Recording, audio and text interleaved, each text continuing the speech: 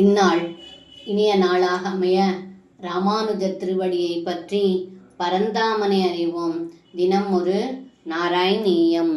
பூர்ணம் பிரம்மைவ சாக்ஷான் நிரவதி பரமானந்த சாந்திர பிரகாசம் கோபேஷுத்வம் வியலாசி நகலும் பகுஜனைஸ் தாவதா வேதிதோ பூஹு திருட்வா தத்வாம் ததேதம் பிரதமமுபகதே புண்ணியகாலே ஜனௌகாஹ பூர்ணானந்தா விபாபா சரசமபிஜகுஸ் त्वत्कृधानि சம்ருதானி.